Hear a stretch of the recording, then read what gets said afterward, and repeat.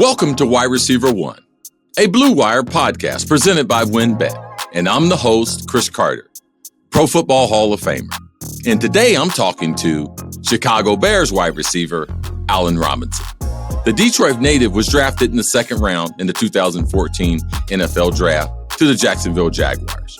In his rookie season, 48 receptions, 548 receiving yards. Next season, he was named to the Pro Bowl. The same year, he was also the co-leader in receiving touchdowns. After an unfortunate ACL injury, Allen missed the 2017 season after being injured in week number 1 against the Houston Texans. Allen was traded to the Chicago Bears in 2018.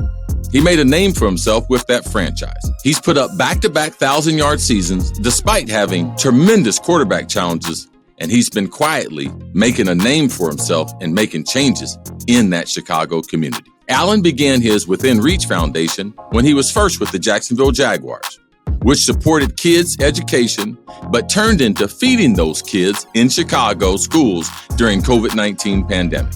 His efforts also landed him a Walter Payton Man of the Year nomination. Stay tuned for my interview with one of my favorite and one of the most underrated wide receivers that we have in the National Football League, Allen Robinson. A special thanks to Allen Robinson, wide receiver extraordinary, one of the most underrated wide receivers that we have in the NFL. He's been franchised by the Chicago Bears. I got to go back in a little bit in history. 2015, tied for NFL lead. And at that point, at ESPN, working at ESPN, I used to tell people this is one of the rising stars.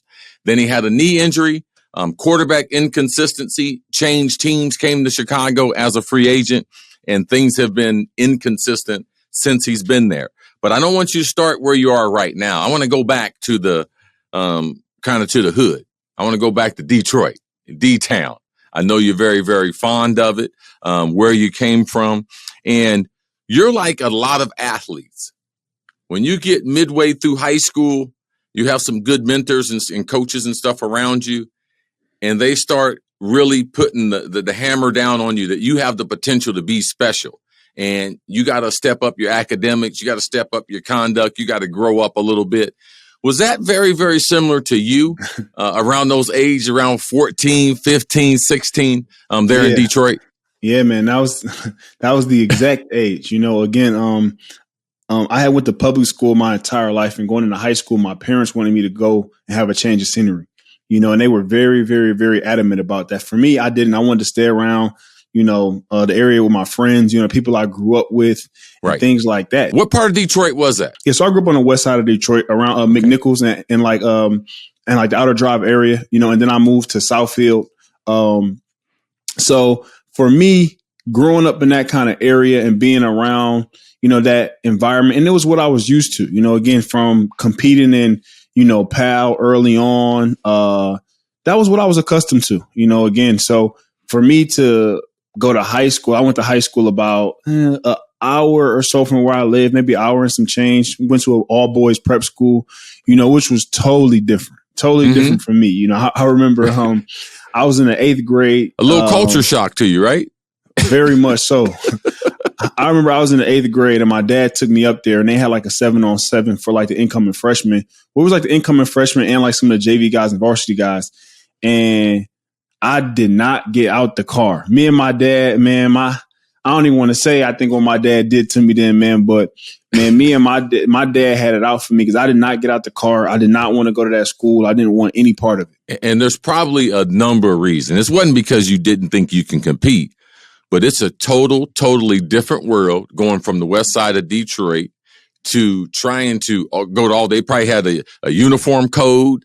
They probably had hair, distinctions, everything, right? Man. Uniform, no facial hair, you name it, they had it, man. Shoes, everything, you know, even as far as playing wise, you know, I think I was the first player probably, I almost want to say ever to be able to come there and kind of like revamp it with like, you know, I don't want to say wristbands, but just different, you know, different color socks, everything like that. You know, it was a point in time where my high school coach. So no flavor, to Flavor Flav. You brought the flavor. Yeah. It was actually me and one of my buddies. I remember my high school coach sat us down and said, look, if y'all want to wear, because our school colors was black, white, and red. He's like, if y'all want to wear red socks, if y'all want to wear black socks, I'm cool with it, but everybody have to do it.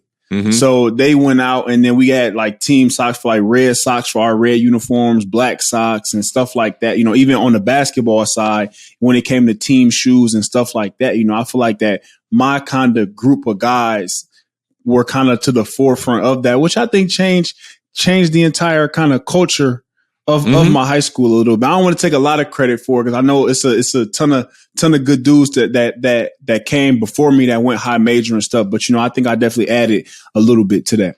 Yeah, because they're not playing in the NFL. But it wasn't just, you know, some of the disciplines as a young person. Some of it's academically, from the teachers, how things are taught.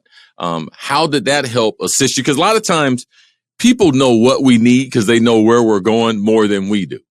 And I think your parents, and I think your grandmother had something to do with all this too, right? Yeah. You know, my grandmother was a teacher for my entire years growing up until she retired. You know, so she was always super adamant about it. You know, to kind of fast forward a little bit. I remember when I told her I was leaving college to go to the NFL, and she was like, you leaving college?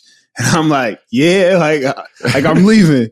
So I mean, I had good reason though, but I remember that being something. So, but you know, growing up, you know, school was something I don't want to say I didn't take serious. It just was something that it didn't always catch my interest, you know, until I got to high school. And I will say the difference from going from public school to prep school was when I first got to prep school, it was more so of, we know the direction in which you're trying to go in. This how we can assist you. I feel like prior to that, it was a game plan. I feel like prior to that, everything that I wanted to do as far as possibly wanting to go to the NBA, wanting to go to the NFL, it was always laughed at. You know, it was always like it's a joke, you know, like, like everybody wants to, whatever. And having teachers kind of tell me that and kind of always just kind of deterred me from school, being like, I mean, I'm not, because I knew I wasn't going to grow up and be a school teacher. That just wasn't what I had planned for me. So like when different teachers would kind of, you know, try to divert me away from the dreams that I had, it will always kind of have me push back a little bit with school until I got to high school. And then it's like, look, we know in the direction that you're trying to go in. We've had people go in that direction before. We know what it takes. This is what you got to do. And from that point on, I was sold. There's so many similarities when I look at your career, and that's the reason why you're one of my favorites to be able to watch, is not being underrated. But I grew up a hooper. And you're a hooper. I ain't talking about guys like to play basketball. My dreams when I laid down at night is I was going to be playing in the NBA. I just happened to go to the NFL because I thought football was a lot easier, especially wide receiver, than making it is to the NBA. You're a little bit taller than me. I'm about 6'2.5". You're about 6'3", 6'3.5". So growing up as a hooper, you probably wasn't thinking, I ain't gonna need much of college. I ain't gonna need much of school. That's exactly what I was thinking. And I think that's a Midwest thing. You know, I tell guys down south all the time is, for us, when it get cold, we go in the gym. You know, for guys down south, they outside. Great observation. Yeah. You know, so I tell people that all the time. I spent tons of hours playing basketball all year round, going from football games to AAU tournaments, going from baseball games to AAU tournaments. My whole entire life, for the most part, from the time I was 5, 6 years old till my senior year in high school, was pretty much centered around basketball, and everything else just kind of fell in place. But once I got to high school, football started to get a little bit easier. I mean, I was always pretty good in football, but I never spent any extra time with it until I got to like my sophomore year. And then I had some of my coaches that was like, look, man, like it's a lot of schools that have interest in you. Like this is, you know, you should want to look at this a little bit more than you are, you know. And then one day, actually my college coach, I was taking a nap. He had texted me a number. He said, call this number. And it was the University of Minnesota. And that was my first offer.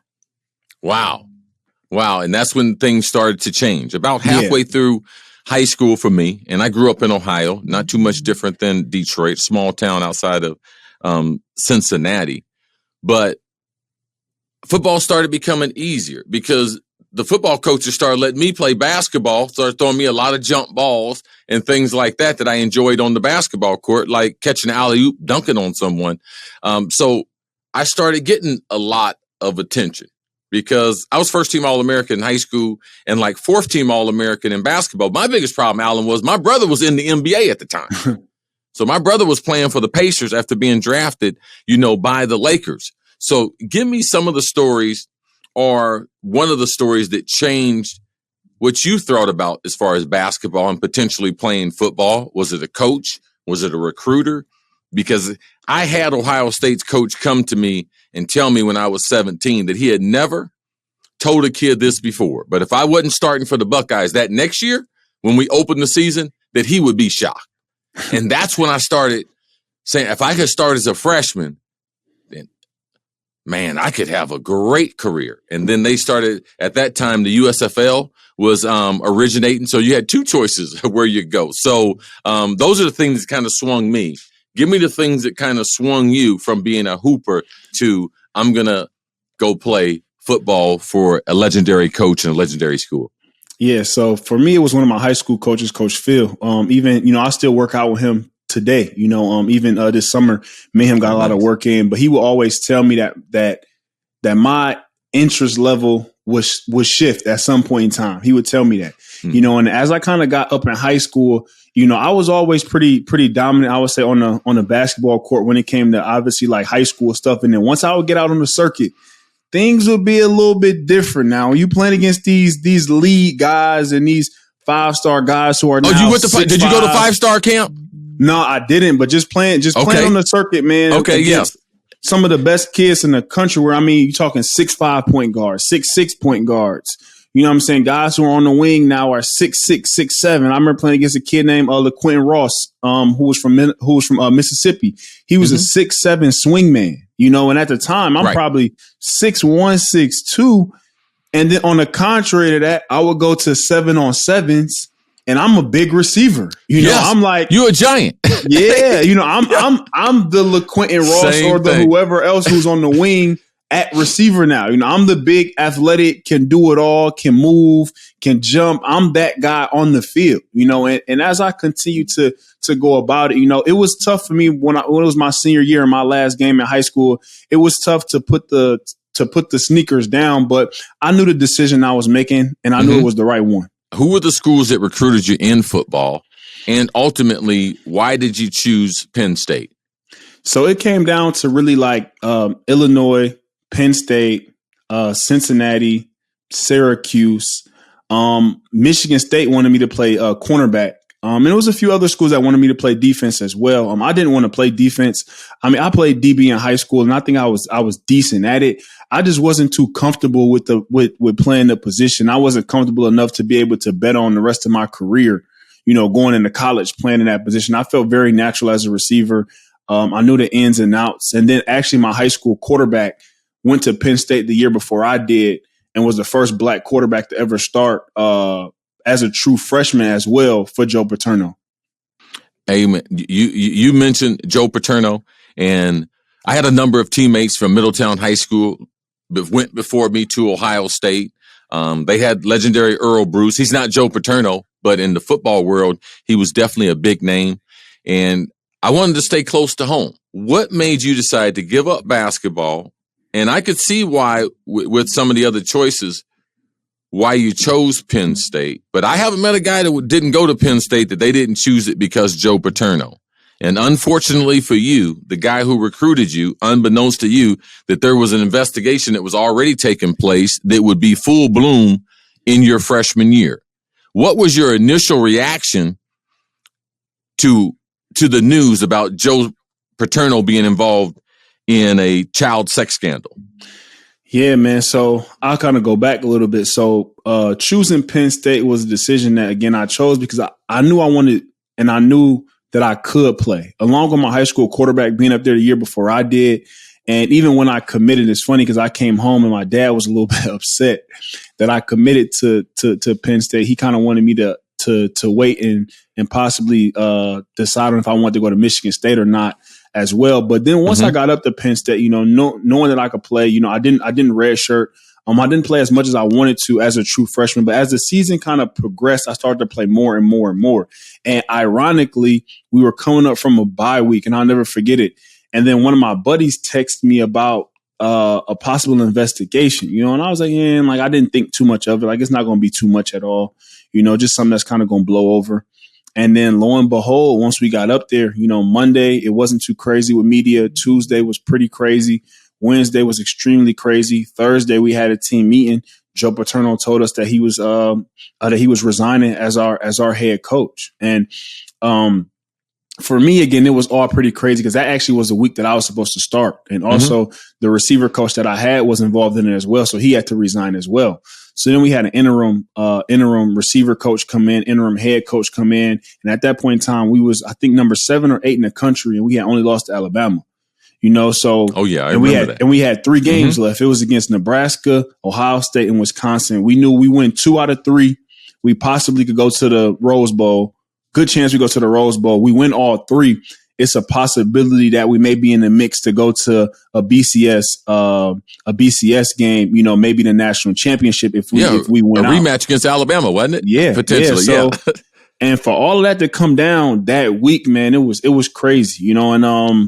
And obviously that year, nothing would have ever been the same. But, that changed the dynamics a lot, and then as we started to progress, obviously getting a different coach and things like that, man. But it was a whirlwind. I will say that, man. My freshman, really entire college career, once the sanctions came down, not being able to play for anything, having to adapt to different situations, man, it was a whirlwind. I mean, I wouldn't change it for nothing. I think it was something that definitely built a lot of character within me. It's something that, I set out to be able to go to Penn State to accomplish the things that I was able to accomplish. And with all that going on, I still was able to accomplish a lot, so I wouldn't change it at all. But I definitely say it was a challenge. And I've had some really good teammates that are really good men. And since I've been in the Hall of Fame, too, I've met other great men from Penn State. And just like being an athlete or a former athlete, every time one of us gets involved in something that's negative, we all get painted with the same brush. I just hate that people that go to an institution, anything happens, either they're there or not there 20 years before or after, that all of them are trying to put into the same bucket. And I know you're very, very proud of being a Penn State alumni and going there, and it got you to that next level. Yeah, definitely. And again, I mean, it's something that for me and the guys who are there and the guys who came after me and everything like that, it's something that, was such out of your control that happened, at a time where we weren't even around or anything like that, So, I mean, it definitely sucks to be able to, kind of be caught in that mix and just kind of title how you just were saying, or just paint it with that kind of brush of that, right. But again, I mean, it was a institution and a great group of people all around, from the academic people to the training staff. Once Bill O'Brien came in, and brought his staff, it was definitely a great supporting group that helped me accomplish my goals and get to the next level. And also not just help me get there, but really prepare me for the next level. To me, you have the sense of if a lot of people have helped you, a lot of coaches, and you go on to have a great career at Penn State, part-time start as a freshman, first team Big Ten 2 years in a row, which is very, very rare for wide receivers in the Big Ten. Now they throw the ball a lot more, but you transition, you end up getting drafted by Jacksonville in the 2nd round. A lot like myself, I was first team All-American, didn't get drafted till the 4th round. So I came in with the chip on my shoulder.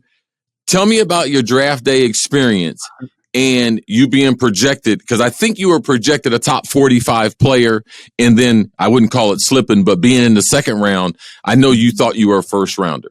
Yeah, man, it was. Yeah, man, come on, tell me. It was frustrating. I'm not gonna lie. I'm not gonna lie. It was frustrating because I didn't know if I would. I had some good meetings. Actually, I had some meetings with some teams probably 2 days before the draft. They came up for the whole weekend. We met, I want to say Sunday, Monday, Tuesday of the draft. Draft is on Thursday.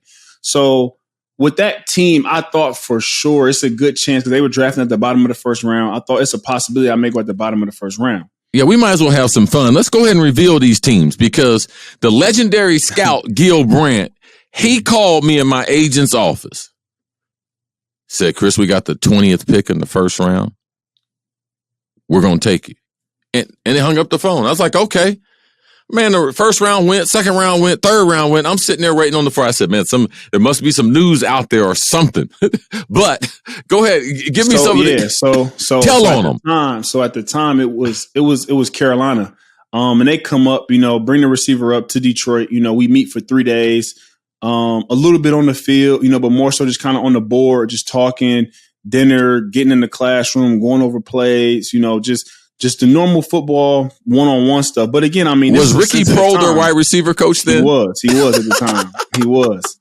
So meeting with them, I'm like, okay, it's a possibility that I may go, at that point, bottom of one possibly. And then I had a visit prior to that was with the Colts. And they told me, they said, we don't have a pick in the first round, but if you're in the second round for our pick, like, you're not going to get past us. So then fast forward to draft day. So I don't get drafted in the first round. I have a draft party actually at my high school. So I really wasn't too upset. It just was what it was. Actually, my dad was probably more upset with me for so my dad was upset because at the time he had thought that I should have stayed in school. Oh, yeah.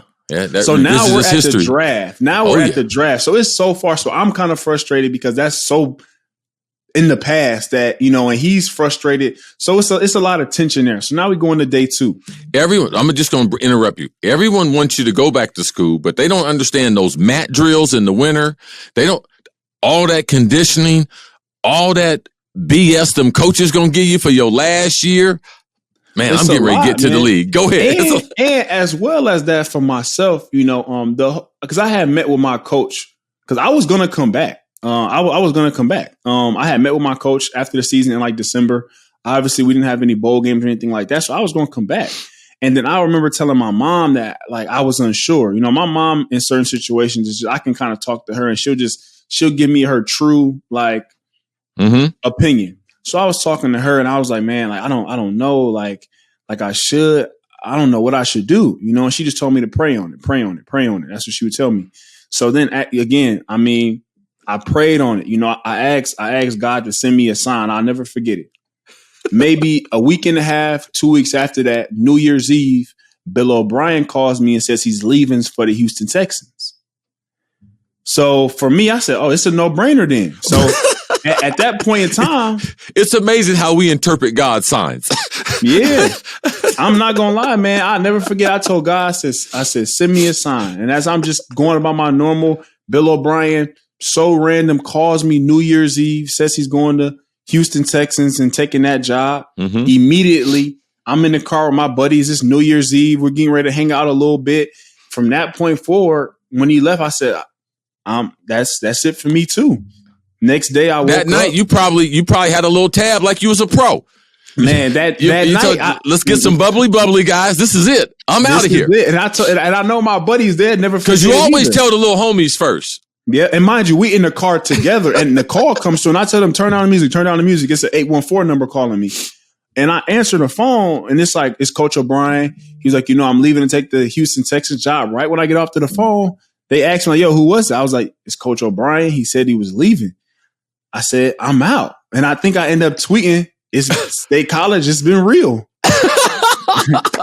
right after that. And then lo and behold, I talked to at that point in time, I knew I was going to leave. I talked to my parents, we prepared for that, end up signing with an agent. And then I end up coming out, so that was the kind of funny story leading up into that. And then again, with the draft, man, once we get into the second day, I see people start coming off the board. And at this point in time, I'm frustrated. You like, that dude wasn't no good in college. Man, I'm the best receiver in the Big Ten.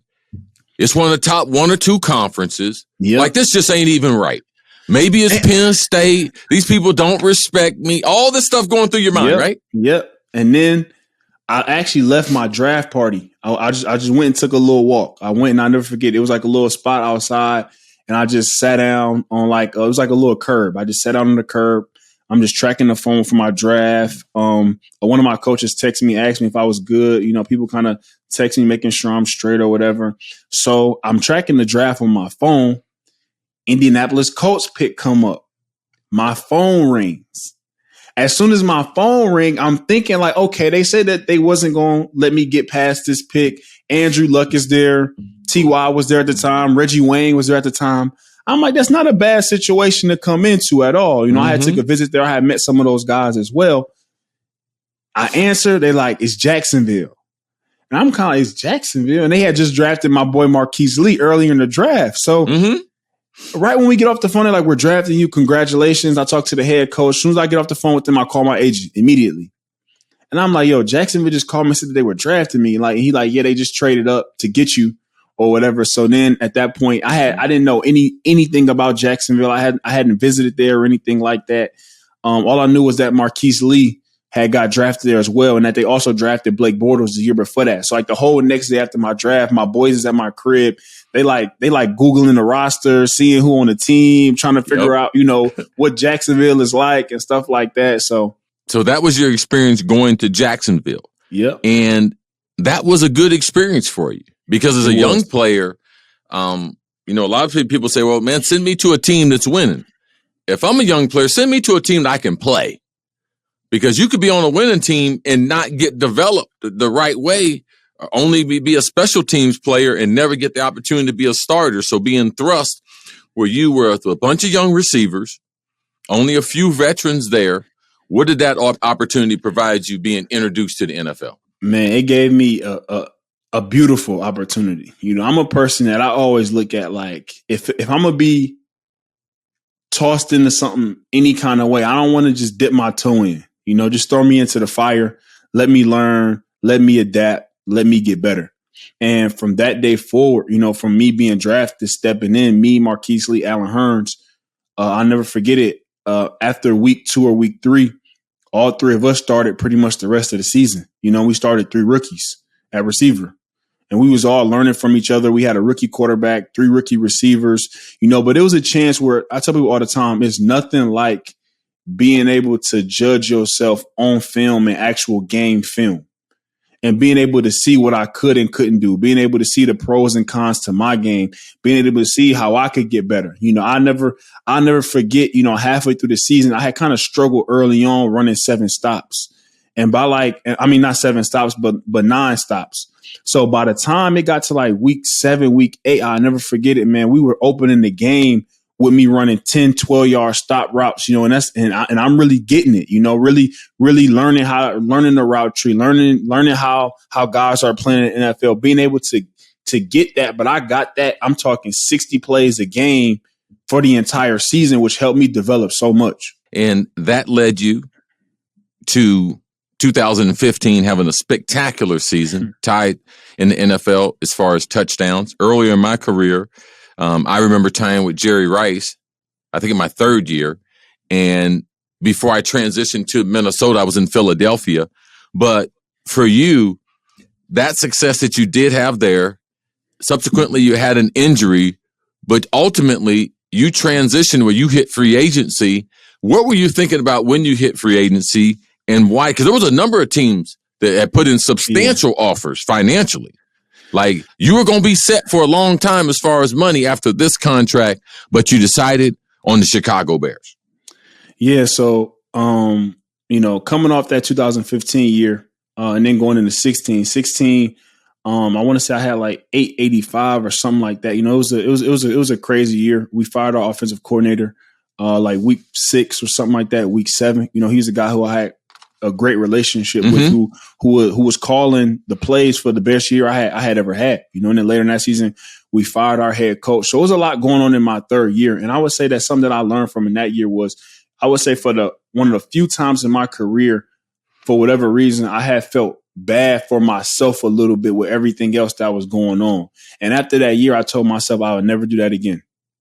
I look at so many different things based on that year that I felt like maybe corrected myself rather than kind of sulking, rather than kind of being frustrated, rather than kind of, you know, looking at the things that were going wrong and allowing myself to be down on those things rather than pressing for myself to be better however I could be. You know, after that season, I said, I'll never let that again. Nothing from the outside of what I got going on or what I'm doing on that field, I'll ever let affect me ever again, you know, and then going into the 4th year, I end up getting hurt. You know, and I had trained with Randy that off season. I had trained with some other people. So I had a great off season coming into the season, you know, and then I got hurt third play of the season. And again, stop right there. Because you overcame the injury. Now, Randy Moss is one of my favorite receivers all time. Give me some of because a lot of the things that he teaches, I have taught him. And people are shocked about his overall football IQ. Give me your interaction with Randy. Give me some of the things that you worked on, and give me some of the things that you were surprised about Randy Moss. Man, it was a great experience, man. I trained out there in Charlotte for about 5 to 6 weeks. Every day, you know, we were getting after, you know, and just doing a lot of footwork stuff, catching a lot of footballs, you know, doing a lot of conditioning. You know, it was being in a tremendous amount of shape, you know, catching the ball when you're tired, doing a lot of different things, you know. That's one of the first things that I taught him was, if you're going to be a wide receiver, you got to be in great shape. Great shape, you know, and we did again. I mean, this after running routes with cords, running, you know, doing all kind of stuff. We'd get out there for the conditioning. We might have to catch 10 go balls, 12 go balls. Yep. You know, so being able to, you know, mentally lock in like that. And even I'll never forget it. It was like July 4th. You know, it was July 5th, the day after July 4th. And we were getting it in, working out. And then he just kind of said, you know, it was like me and one other dude. And he's like, look, we got a small group today. You know, and he like, you know, a lot of guys in the league, you know, July 4th, they done went, hung out. You know, dudes may not get back at it. I think July 4th was on a Saturday. He's like, dudes may not get back at it on Tuesday or Wednesday or Thursday. And then one thing he looked at me, he said, ain't no days off, man. Like in the league, once that season cracked, ain't no days off, you know, and me being able to take all those interactions from him, you know, again, and applying it to everything that I could based on the mindset that I was trying to develop anyway, coming off of that third year, you know. So once I got hurt, you know, obviously it's my contract year. You know, it was a year that I was looking forward to, you know, going all in and kind of bouncing back, you know, from having not the year that I want to have prior. But at that time, I'll never forget it, man. Once they told me what they thought it was, I was in the locker room, you know, I shed one tear and I told myself, you could either feel sorry for yourself or you could make this thing one of the best things that have happened. You know, and from that day forward, you know, from the setting and the environment, even which at that point in time, I never would wake up with just alarm. That's like, you know, the regular alarm. Always I'll have my alarm set on music every single day when I'm waking up. It just will motivate me from the time I woke up in the morning, from the time I went to bed, focused, locked in on my rehab, getting better, you know, and that was my only and main focus, you know, and I think overcoming hurdles like that, you know, really helped me out tremendously just moving forward, meaning that, you know, being able to just lock in when things may seem tough and very inopportune, being able to tap in and lock in. And I know through the recruitment of the NFL, there were a number of teams offered you a lot of money, a lot of guaranteed money. You went to Chicago and you've played out that contract. Subsequently, they franchised you for the 2021 season, which means you're going to get the average salary of the top 5 players, which is a good salary, but it's not what veteran NFL players want. We all want security. We all want long-term, and we want a lot of that money to be guaranteed. You in Chicago have not been able to come up with that agreement as we approach, the 12 o'clock hour to the 2021 season. Give us your thoughts about you and your family and what you guys are thinking for as we move through the summer, get into training camp, and as you prepare to be one of the elite receivers that we have in the NFL. Yeah, you know, through the whole process, even like last season, it was kind of frustrating because it was something that I thought that I had deserved. And, you know, just with kind of how the talks were going, you know, to me, seemed a lot more not on the financial side, but on the personal side, which to me was what was frustrating in itself. All wide receivers take contracts personal. For sure. And again, and I think that at that point in time, based on what was said, I think I had the right to, you know, and again, and, you know, once I kind of got over that and into this offseason, you know, I, for the most part, I guess knew that I would be franchise tagged, and I didn't get my hopes up again, you know, thinking that something was going to come about. You know, I mean, it wasn't really any negotiations at all, you know, since last September when everything kind of came about, a possible trade and stuff like that. So other than that, it hadn't really been anything talked about or anything like that, which I didn't expect, you know. So for me this offseason, man, I just want to lock in and be the best player that I could be. And that was my only and number one focus. You know, a lot of time when I look at, you know, your career, you know, and I believe you made your first Pro Bowl in year 7, you know. Yeah, you did your research. I like that. And for me, you know, I made a Pro Bowl early on in my career, but coming off of year 7 and having, I guess, a Pro Bowl-esque year, my main focus is being able to keep stacking every single year on top of that as best as I can and controlling what I can, you know. And the only thing that I can control is how I lace them things up on Sunday, you know. And that's been my main focus and my only focus ever since the franchise tag is, you know, I'm not going in here worried about trying to prove nobody wrong or anything like that. It's just about me being the best player that I could be, doing what I can do, and having the best year that I can have. I know you're a wide receiver coach, and he's an NFL alumni. And I want you to share with our fans some of the things and the personal connection you have with him and some of the things he taught you, because we're a small fraternity. Less than 20,000 men have ever played in the NFL. Less than 12,000 of us have played more than 4 years. So when you have someone like Randy Moss, that's why I stopped you. When you have the type of coach that you have, I want you to share with the public how important it is to have good mentors, to have good coaches, because we can't do this by ourselves. And I think that the wide receiver coach that you have in Chicago is one of the best in the league, and it's probably the best that you've ever had. Yeah, he's definitely a person who, for us, I'll be remiss to leave out Coach Sullivan. He's a guy who early on in my career. Yes, he was there in Jacksonville. Yeah. I've done a lot with Jerry Sullivan. He's coached a bunch of Hall of Famers. Yes.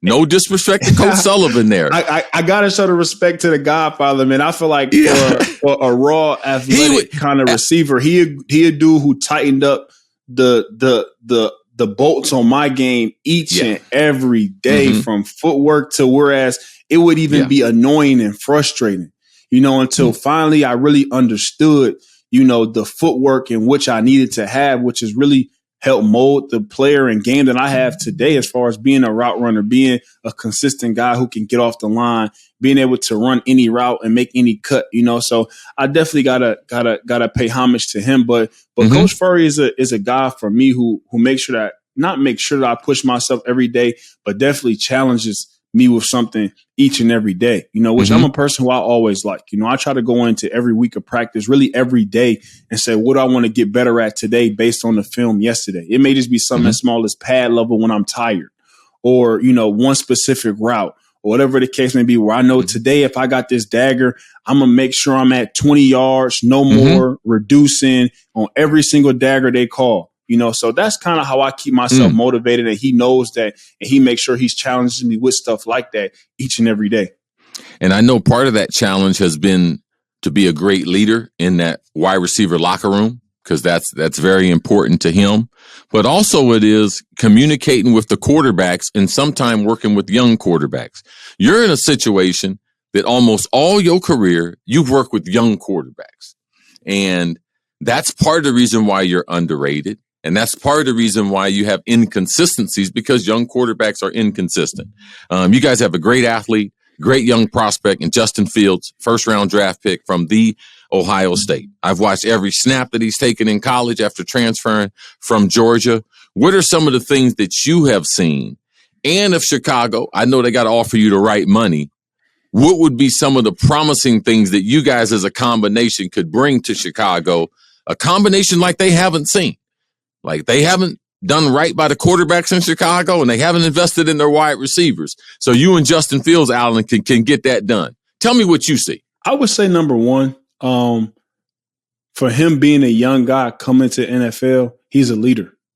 He's a guy who may not necessarily be that vocal yet, but he leads by example. You know, the kind of player that he wants to be. You know, he's a person who gets in early, leaves late, you know, wants to do all the little things. He wants to make sure that he maximizes every single opportunity he has in this league. And he's done that, you know, since really he's been drafted. And I think that's the number one step to being a great player in this league, is not taking a moment for granted, you know, not taking a practice, a snap, or anything like that, making sure that you're locked in to all aspects, you know, and that's just kind of to his mental level, aside from his athletic and physical ability. And obviously he can throw the ball with the best of them, you know. So with that combination of just his sure athleticism, man, I think the sky's the limit for him. At every level you've been at, you've had doubters or obstacles. Now at this stage of your NFL career, changing quarterbacks again, playing under a 1-year deal, I know that you had people whispering along in your ear that you weren't going to make it. You weren't going to be successful. You made the wrong choice. You should have played basketball, man. You was a lot better basketball player. Oh, man, you should never go to Penn State, man. Their dudes don't make it in the pros and everything. What has been your response to the doubters, to the haters? Because they're real. They're not make-believe. To this date, just like you said, man, young quarterback, franchise tag. I don't think I'd rather have it any other way. You know, that's just how it's been. You know, for me being a 3-star recruit, for me to, you know, coming out, you know, I won't say I slipped in the draft, but, you know, from where I was drafted to Jacksonville to now, it's just been like that, you know. And I think that for myself, you know, like I said, something that I kind of, I guess, gassed myself up to be in my third year was just thinking that, you know, I had a Pro Bowl year that I just was going to Pro Bowl again. It was going to be a leprechaun with a pot of gold sitting for me walking to, you know. After that didn't happen, and I told myself, and I said, I don't know how I kind of psyched myself out to believe that would happen, because nothing has been like that for me, you know, and I wouldn't want it any other way. You know, the same way kind of, I guess, last year, I don't want to say I psyched myself out, but, you know, I kind of snapped out of it and said, man, I didn't have to work and excessively work for everything that I've gotten, everything that I've had, you know, and I'm fine with that, you know. And again, I wouldn't have it no other way, you know, no matter, you know what I'm saying, no matter what it is, how it go, you know, it's when it's time to work, let's get it. You have kind of adopted, that's your mantra. That's what you're going to be about. But most of the time when I encounter people like that, it's because they come from good people. You talk about your grandmother, the influence she had on you. As an educator, you talk about the two parents, their influence that they've had on you. I read a lot of stuff about how important they are in your life. You're very charitable. You've established foundations. You give back in the community, either that being in Jacksonville or even being in Chicago. And I love the fact that you have some type of reading program or education program. But when COVID hits, man, the kids that wasn't thinking about reading, they were trying to get fed. They needed food. Yeah. And then you start trying to feed them. What stirs, because everyone is not that way, what stirs that charitable side compared to you just being a diva wide receiver and only caring about yourself? Again, man, growing up, you know, I would say that, man, I've been blessed to have a great supporting cast with my parents, with my family, with my aunts and uncles, with my grandparents. You know, I've been able to have a great group of people around me, you know, always, you know, and being able to know what I've been able to accomplish, you know, again, coming from Detroit, doing the things that I've done and stuff like that. It's like, man, it's no other way except for me to give back. You know, I wouldn't feel grateful, or I wouldn't know how to pay homage any other way except for that. You know, again, I mean, I've been blessed, man, to accomplish the things that I've accomplished in 7 years, going into my 8th year, you know, being able to get on that grass each and every day, man. I've been blessed, man. And it's no other way that I can do that except for trying to help, you know, grant some kind of blessing along others. And through reading, through, you know, the helping out with meals, whatever it may be, man. Even sometimes if it comes to just working with some of the youth guys and things like that, man, in any other way that I can kind of give back, you know, and pay my homage back to what I've been blessed with, I try to. Yeah, your foundation is called the Within Reach program. Is there any other way, or give me kind of what are the themes for this year? What do you plan in the Chicago area? God knows those kids there need as much support. What do you plan on doing in being a member of the Chicago Bears and being a part of that community? Yeah, so we have our normal events through the year. We just had a fundraiser at Top Golf where we raised, I believe, about $50,000 or so. You know, that'll go to the foundation. You know, we have two big fundraising events. We have another one that'll be at some point in time in probably November. And then also this year, what we've added to our list is, you know, we've partnered with the Greater Chicago Food Depository that we will be doing around Thanksgiving time, doing a food drive and working with helping getting families fed. And also in 2022, looking to open in another reading room, along with having some Christmas events and stuff like that, taking some kids shopping. So we have a lot planned on the spectrum, you know, and for everybody, you can go to AlanRobinson12.org to find out any information, or if you want to donate or participate in any kind of way, come to our events, you know, even if it's not, you know, financially based. If you just want to come out and help out and support, whatever the case may be, man, you can find a way to help us out. Do you plan on opening up any more reading rooms in the future? Yeah, so we're looking to hopefully be able to get another one open in 2022. You know, we have two right now. We were supposed to do one last year, but we didn't get the opportunity to. So we're definitely hoping to do another one in 2022 for sure. I mean, we've had great success with them. You know, we've been able to get some feedback from the kids as far as the books that are in there, any other literature that they may want, you know, and being able to really get in the inner city of Chicago and not only get these kids just any old kind of literature, but being able to get them stuff that they want, you know, being able to get them stuff that they want to read, being able to get them certain things by authors who look like them. You know, I think that's the biggest thing in the community, is for them to be able to see people who look like them, who's also sat in the same shoes as them, being able to say, hey, I found success and now I'm coming back to help out. You know, anything that you can do and want to do and dream of can happen. I believe within 5 minutes, a conversation, you get a good feel for who people are and what they do. I hope our fans, I hope NFL fans, I hope wide receiver fans, they get a good feel for you as a player, for you, who you are as a man and who you want to be. Tell me, if football was taken away, either by you have a great career and it all ends for all of us, and you win a Super Bowl, what's next for Allen Robinson? I want to be an agent, and I'm going to tell you why. I don't want to be an agent because it's a person who goes around and is cool to represent athletes or anything like that.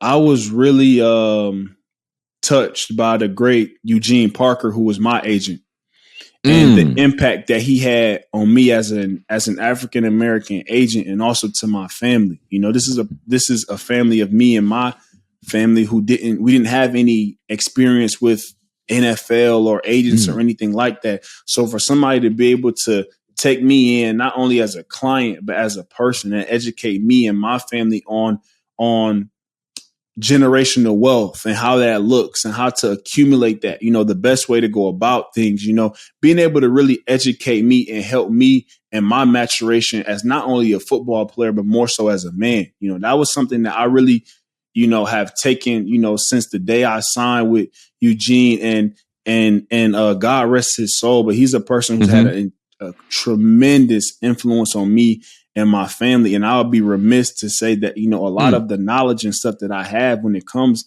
from off the field and again, from finances and things like that came from him. Yeah, he's done this for years. He has made players millions and millions of dollars off the field. Now, he does a great job negotiating contracts, so he did when he was alive, God rest his soul. But I go back to Deion Sanders. He was the agent for Deion Sanders. And when Larry Fitzgerald was coming out of Pittsburgh, he was selecting agents, and there was 5 names that we selected in the group. And I never, in mentoring Larry, I never told Larry what to do. I would put things in front of him and say, Larry, you have to make the decision, that being with colleges, that being with prep schools, and that being with his agent and some other businesses. Larry chose Eugene, which I'm not surprised. And as you know, Larry has gone on to he's made more money than any non-quarterback in NFL history. And a lot of that is just not based on his ability as a wide receiver. It's what Eugene Parker taught him. And I'm so glad that you did bring Eugene up, because there's so many guys behind the scenes that have done things like this that propel you to a great career.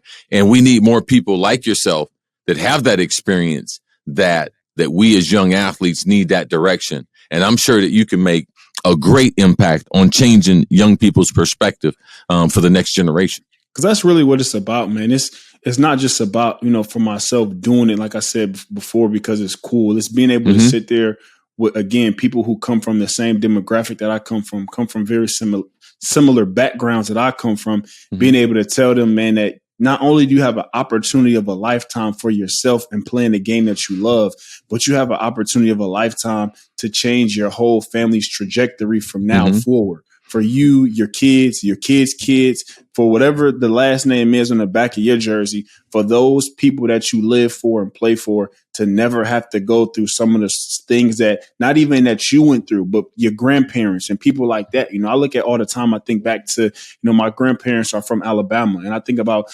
if they were alive, them looking at me right now and the things that I'll be able to provide them with, just from, I'll never forget it, man. It's a lot of stuff, man, with my grandmother, having to be in kind of assisted living and things like that, different things that I'll be able to change for her if the situation was like that back then as it is now, because as grown men, that's what we want to do is we're doing all this because we want to take care of not only the people who took care of us, but the ones who are coming after that. And I want to help out any young guy I can to be able to give him the amount of knowledge as much as I can to be able to, for him to do that.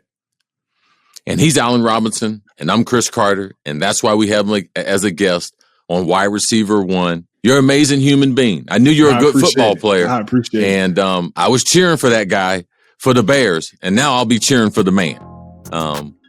Look forward to seeing you in 2021. Look forward to you going across that water and making some Pro Bowls and making that Justin Fields a better quarterback. So thanks for being with us. Thanks for taking time, and looking forward to what you're going to do this year. I appreciate it. Thanks for having me.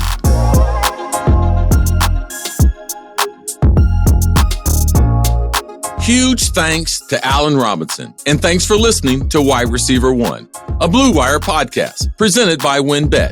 And don't forget, subscribe on Apple or Spotify or wherever you get your podcast. I'm Cris Carter. Come catch me next week.